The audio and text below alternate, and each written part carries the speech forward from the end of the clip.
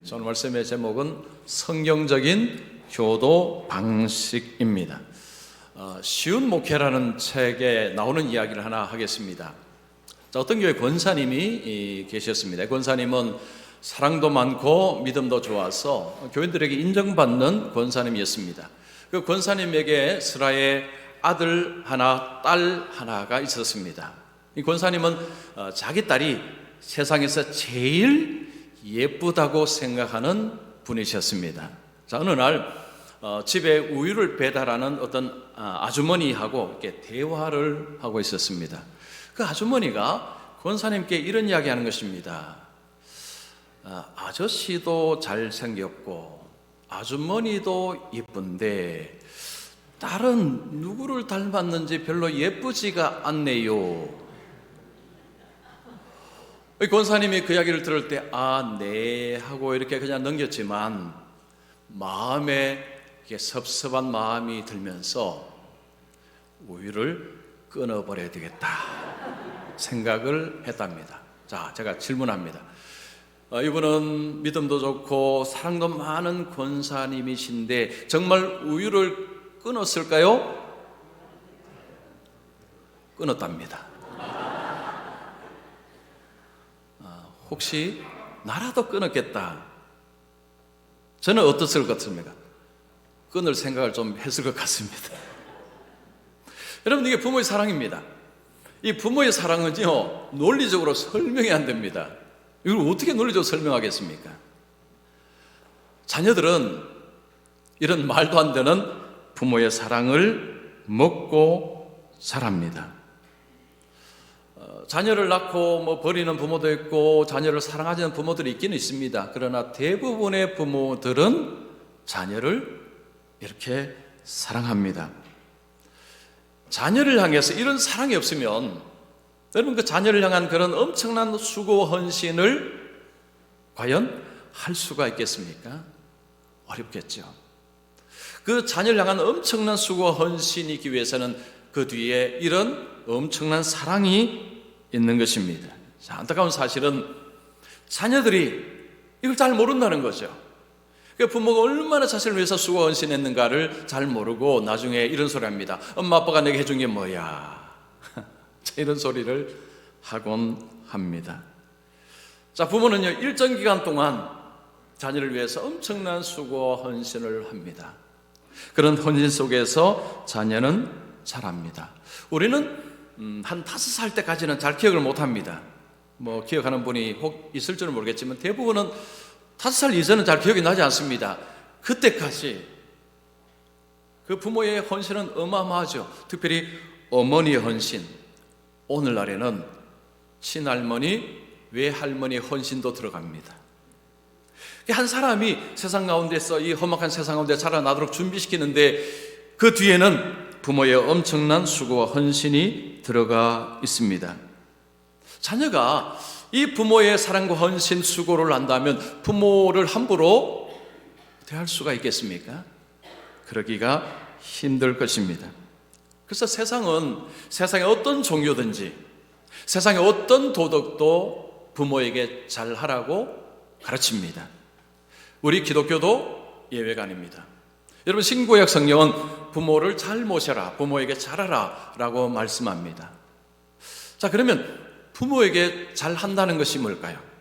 자, 부모에게 잘하면 복을 주시고 못하면 저주를 내리신다는 말씀도 있습니다.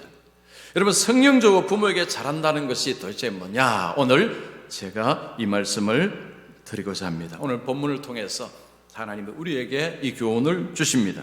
자, 먼저 여러분, 예수 믿는 자녀는 부모에게 어떻게 해야 됩니까? 자, 1절 보시면 자녀들아 주 안에서 너희 부모에게 순종하라. 이것이 옳으니라. 예수 믿는 자녀에게 뭐라고 이야기합니까? 내 부모에게 순종하라 라고 이야기합니다. 순종하라. 여기에는 부모님의 나이를 나이가 한 50될 때까지만 이런 게 없습니다. 나이 불문하고 부모님께 순종하라 그렇게 명령하고 이것이 옳다라고 합니다. 옳다. 이 옳다라는 게 무슨 의미일까요? 옳다라는 의미는 이것은 인간의 바른 도리다, 어떤 바른 태도다 라는 의미도 들어있고, 그리고 또 다른 의미도 같이 있습니다.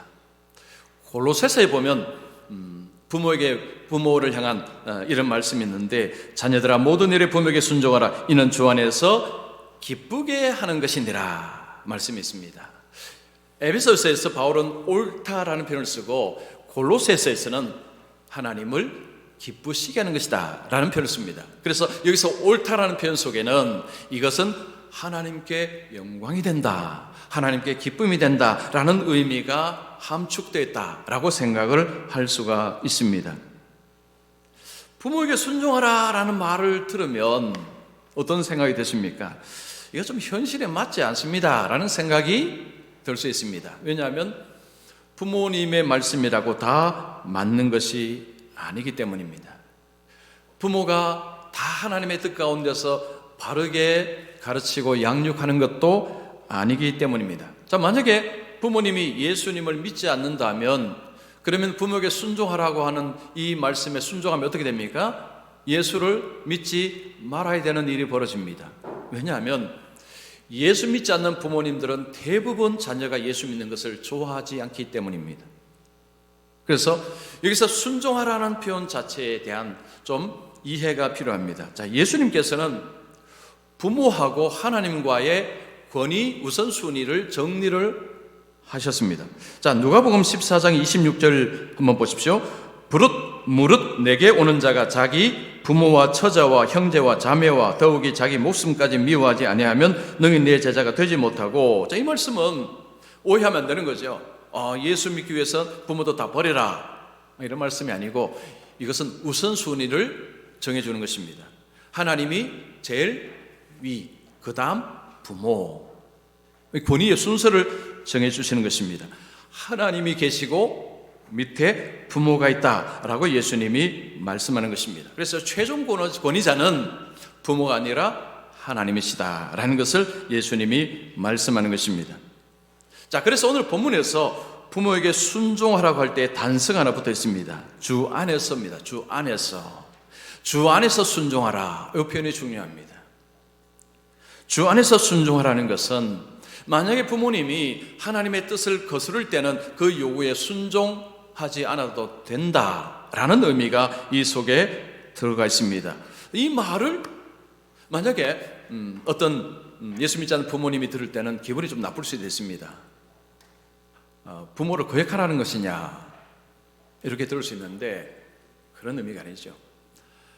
부모님이 만약에 예수를 믿지 않는다면 나중에 예수를 믿고 나면, 그래 맞다, 하나님이 위고 부모가 그 밑이다, 이 성령의 가르침이 맞다라는데 동의할 것이고 받아들일 것입니다. 문제는 성경을 모르고 하나님을 모르기 때문에 사실은 이 말씀에 대해서 오해를 할 수도 있습니다. 여러분, 세상에서 운동선수는 아니면 어떤 분야에 성공한 사람들의 인터뷰를 보면요, 어릴 때 부모의 말에 거역한 사람들이 종종 있습니다. 즉, 부모는 이쪽으로 가라고 하는데 자녀는 부모의 뜻에 거역해서 이쪽으로 가서 성공하는 케이스가 있습니다. 나중에 여러분, 부모는 그 자식이 뭐라고 이야기할까요? 미안하다고 이야기합니다. 미안하다. 내가 잘 몰랐구나. 맞는 거죠. 여러분, 부모가 다 압니까? 부모도 다 모릅니다. 그런 가운데서 자녀가 부모의 명을 어기고 부모의 뜻을 어기고 자기 일로 가서 나중에 성공하고 어쨌든 뭔가를 이룰 때는 부모도 그 앞에서 미안한 것입니다. 자, 성경은요, 주 안에서라는 단서가 그런데 이게 안전장치입니다. 예수 믿는 부모가 자식에게 함부로 뭔가를 요구할 수 없다는 거죠. 왜냐? 주 안에서가 딱 있기 때문에. 예수 믿는 부모는 주 안에서 자녀에게 뭔가를 요구해야 됩니다. 자녀도 부모가 무조건 시킨다고 다 복종하는 것이 아니라 주 안에서, 주의 뜻 가운데서 하는 것이 옳다라고 이야기하는 것입니다. 만약에 주 안에서 부모님께 순종하지 않으면 어떻게 됩니까? 성경은 저주를 이야기합니다. 자, 신명기 27장 16절 말씀. 자, 이것은 우리 같이 읽겠습니다. 시작.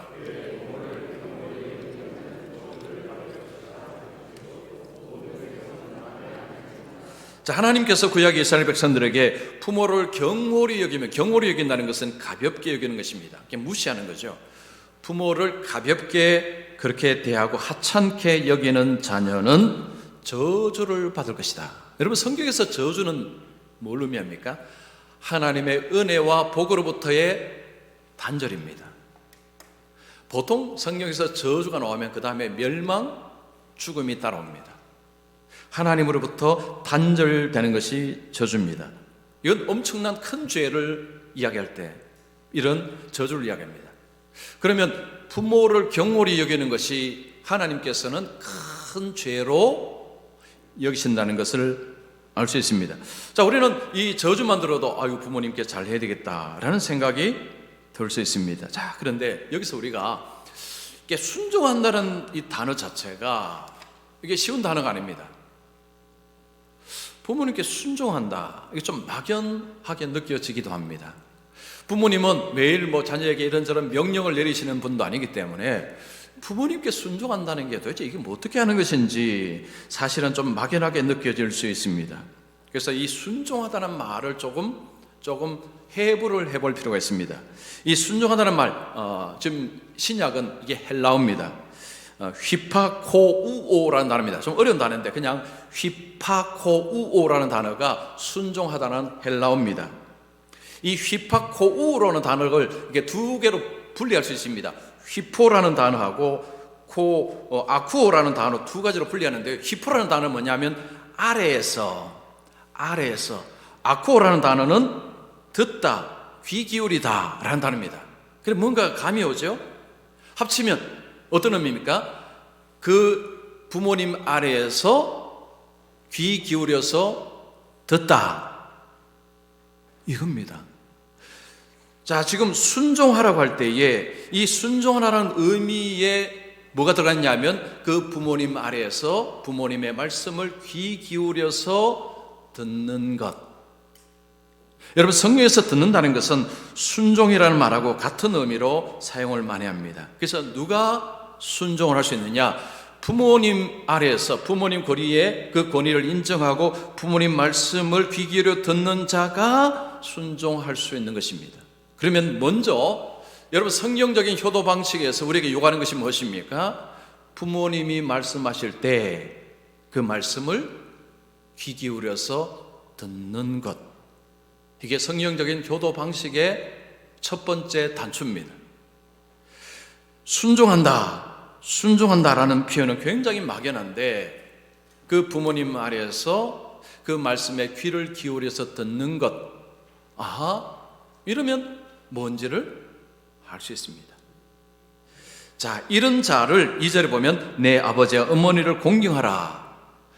이런 자가 부모를 공경한다는 것입니다. 이 공경한다는 것은 가치를 인정한다는 것입니다. 즉 부모님으로서의 그 가치를 그대로 인정하는 것이 공경한다는 것입니다.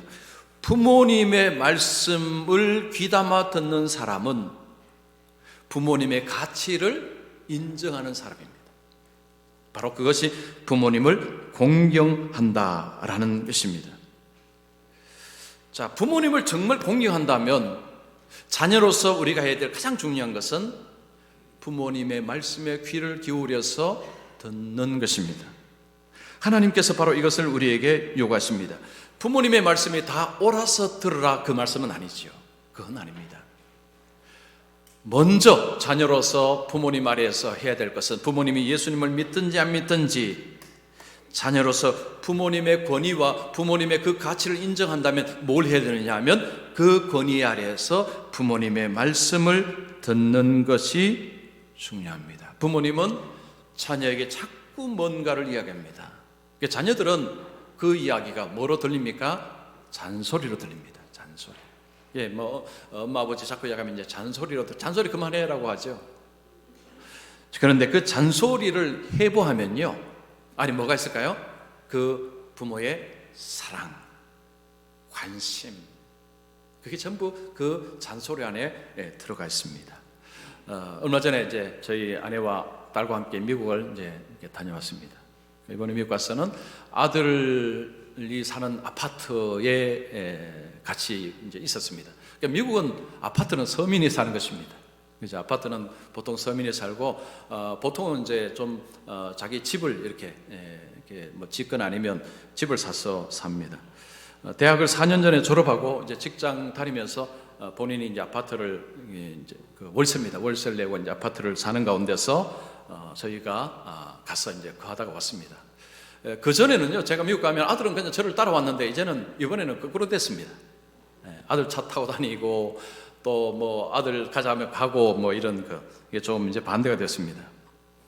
미국에 이제 도착을 하고 나서부터 저희가 이제 마트, 이제 대형 뭐 월마트나 이런 마트를 이렇게 가면 아내는 뭘 자꾸 샀습니다. 뭘 적어서 자꾸 뭘 사요. 뭘 살까요? 아내는 그 아파트에 도착하자마자 화장실을 자세히 보고 부엌을 자세히 보고 냉장고 자세히 보고 하면서 거기에 필요한 것들을 이제 하나씩 구입하는 것입니다. 제가 옆에서 그거 보고 감탄했습니다. 역시 엄마는 다르구나. 저는요, 그거 하나도 안 보였습니다. 저는 가자마자 이제 누구를 만나서 뭘 할까 이것만 생각했는데 제 아내는 거기에 그 부엌, 여러분 27, 한국 나이 27입니다. 27살 그 총각이 뭐 부엌 뭐 이런 뭐 냉장고 뭐 얼마나 빈틈이 많겠습니까? 엄마는 그 아내는 그 빈틈을 찾아서 거기를 이제 그걸 아들이 사달라고 한 것도 아닙니다. 아들이 돈을 준 것도 아닙니다. 그 여행비, 그 아까운 여행비를 엄마는요 전혀 아내는 아깝지도 않고 그걸 막 해서 그냥 사는 것입니다. 그래서 제가 역시 엄마는 다르구나.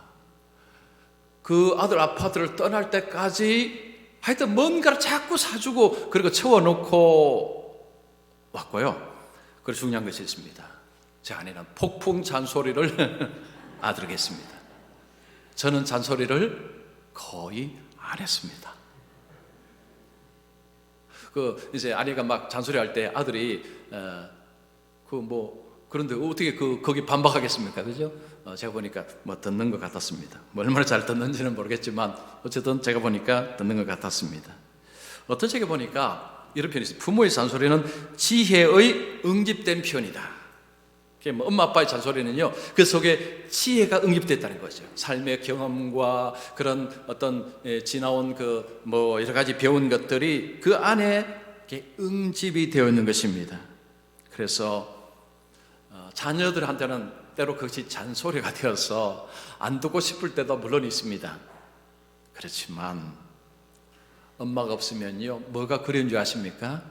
잔소리가 그립습니다. 이번에 제가 먼저 와서 그리웠던 게 뭔지 아십니까? 마누라의 잔소리가 그리웠습니다. 이 부모의 잔소리는요, 그 안에 삶의 지식과 지혜가 응집되어 있어서 그것을 이렇게 들으면 유익하다는 거죠. 자, 그리고 지금 오늘 본문에서 순종하라는 그 의미가 뭐가 들어있다는 것입니까? 부모님의 권위 아래서 잘 듣는 것, 이것이 바로 순종하다는 의미가 있다는 것입니다. 부모님이 아직 살아계시면 연세가 어떻게 되는지는 중요하지 않습니다. 부모님이 살아계시다면 그 부모님의 말씀을 잘 귀 기울여 듣는 우리 모든 믿음의 자녀들 되시기를 축원합니다. 자, 그 다음입니다. 자, 하나님을 공경하는 자에게 하나님 놀라운 약속을 합니다. 2절 3절에 보시면 내 아버지와 어머니를 공경하라. 이것은 약속이 있는 첫 계명이니 이로써 내가 잘되고 땅에서 장수하리라. 자, 부모님의 말씀을 귀담아 듣고 공경하는 자에게 하나님은 복을 약속하십니다. 자, 여기 보면 약속 있는 첫 계명이다라는 표현. 약속 있는 첫 계명. 계명인데 약속이 있고 첫 계명이라는 표현. 이게 무슨 의미일까요? 자, 하나님께서 이스라엘 백성들에게 10계명 주셨습니다. 10계명 주셨죠. 거기에 약속이 붙어있는 게 몇 개가 있는데 이 말씀은 사람과의 관계 속에서 거기 보면 하나님과 관계 그리고 사람과의 관계가 있는데요, 대인 관계에서 첫 번째 계명, 약속에 붙어있는 계명이 바로 부모에게 하신 말씀, 부모를 향한 말씀입니다. 내 부모를 공경하라. 그리하면 내 하나님 여호와가 내게 준 땅에서 내 생명이 길리라. 자, 이게 바로 다섯 번째 계명, 약속 있는 인간 관계에서 첫 번째 계명이라는 것입니다. 이 계명을 주실 때, 부모를 공경하라 계명 주실 때 약속을 붙이셨다, 즉 복을 붙이셨다. 뭘 의미할까요? 하나님이 굉장히 중요하게 여기신다는 것입니다. 여러분, 성경에서 하나님이 부모에게 주신 권위는 어느 정도냐면 어마어마합니다. 하나님 밑입니다. 하나님 밑에 권위를 두셨습니다. 부모는 자녀에게 생명을 준 자입니다. 물론 부모가 생명을 만든 건 아니죠. 자, 하나님께서 부모를 통해서 자녀에게 생명을 주셨습니다. 그래서 하나님과 부모, 하나님께서 부모를 통해 주셨기 때문에 부모도 자녀에게 생명을 준 자라고 할 수 있습니다. 그래서 루터는 부모를 하나님의 대리자라는 표현을 썼습니다. 하나님의 대리자, 하나님 바로 아래에 권위를 둔 것입니다. 성경에는 이 공경하라는 표현이요, 하나님께 쓰고 부모에게 썼습니다. 하나님을 공경하라, 그리고 내 부모를 공경하라. 이 의미는 뭐냐면 부모를 굉장히 높이신 것입니다. 여러분, 세상에서 부모를 대해서 좋게 이야기하지만 성경에서 놓는 권위처럼 그렇게 높이는 것 같지 않습니다. 그러나 성경은 하나님 밑에 부모의 권위를 두셨습니다. 그래서 부모와 하나님과를 굉장히 이렇게 끈으로 연결시켜 놓으셨습니다. 이게 뭐냐면 부모를 잘하는 자하고 하나님께 잘하는 자, 이걸 연결을 시켜 놓은 것입니다. 그래서 하나님을 공경하는 자는 부모를 공경하는 것이 자동으로 되는, 이게 이렇게 돼야 되는 것, 이걸 뒤집으면 이런 것입니다. 부모님을 잘 못하는데 하나님을 공경한다? 말이 안 된다는 것입니다. 이런 식으로 성경은 이야기합니다. 그래서 정말로 하나님을 잘 섬긴다면, 그러면 부모님을 잘 공경하는 것, 이것이 당연한 것이 되는 것입니다. 이것이 성경이 우리에게 말씀하는 것입니다. 자, 이렇게 부모에게 잘할 때 복을 약속하는데 그 복을 한번 보겠습니다. 내가 잘 되고 땅에서 장수하리라. 여러분, 이 말씀이 도대체 뭔 말씀일까요? 제가 이 설교 쭉 해왔는데 이번에 제가 좀 더 많이 찾아봤습니다. 정말 이 뜻이 도대체 무슨 뜻일까? 제가 좀 많이 찾아봤는데요. 여러분, 잘 된다고 하면 어떤 이미지가 떠오릅니까? 실패하지 않고, 어려움 당하지 않고, 하는 일마다 승승장구하고 성공하고, 보통 이렇게 생각하죠. 여러분, 성경은 그런 식으로 잘 된다는 표현을 할까요? 그렇지는 않습니다. 자, 성경에서 잘 된다는 표현하고 여기에 비슷한 표현을 찾으면 이런 표현이 있습니다. 열매를 맺는다라는 표현. 여러분, 성경에는 열매 맺는 표현이 많습니다. 좋은 나무마다 좋은 열매를 맺고 열매로서 그들을 알리라라는 표현을 합니다. 그래서 이 열매를 맺었다, 복 받았다는 표현입니다. 좋은 열매 맺었다, 복 많이 받았다는 것입니다. 잘 되었다는 거죠. 자, 그러면 좋은 열매를 어떻게 맺습니까? 성경에 이렇게 말합니다. 자, 마태복음 13장 8절입니다. 우리 같이 읽습니다. 시작.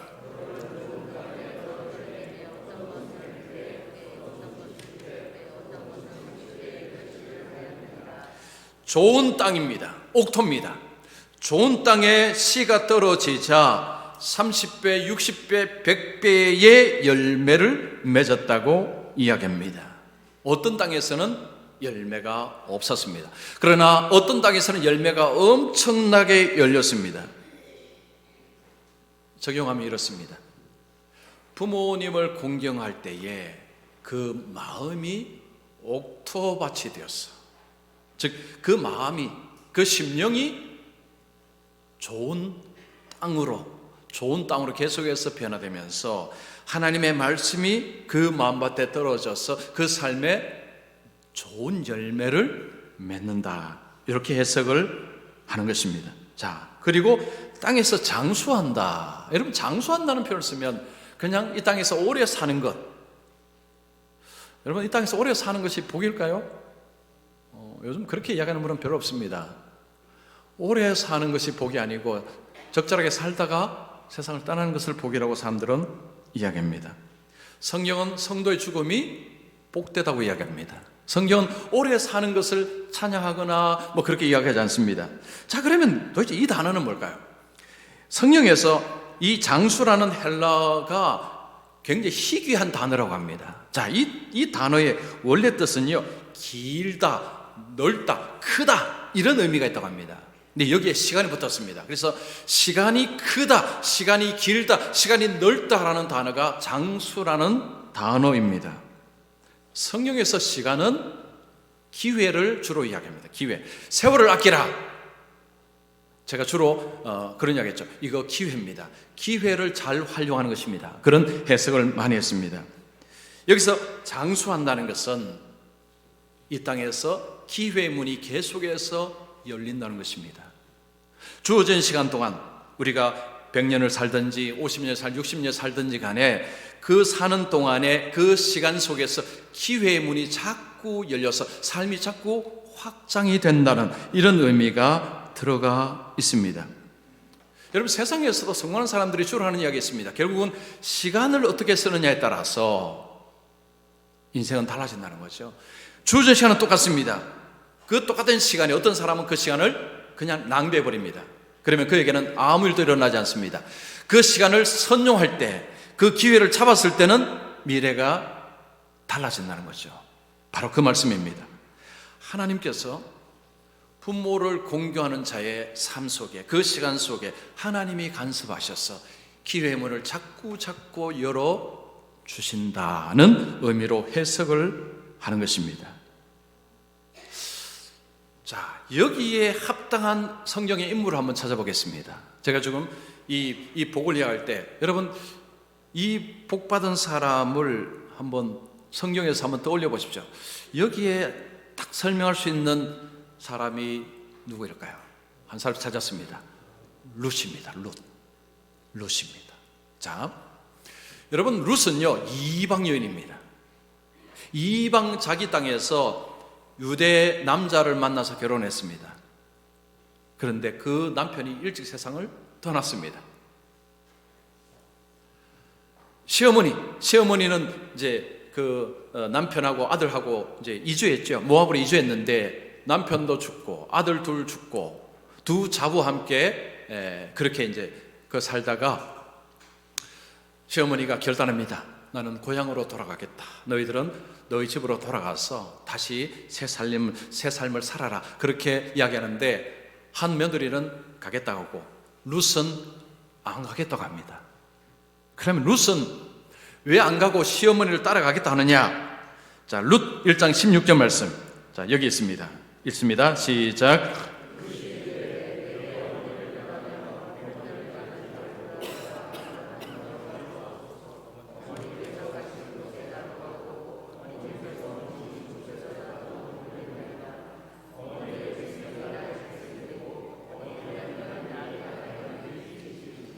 룻이 시어머니를 따라가겠다고 합니다.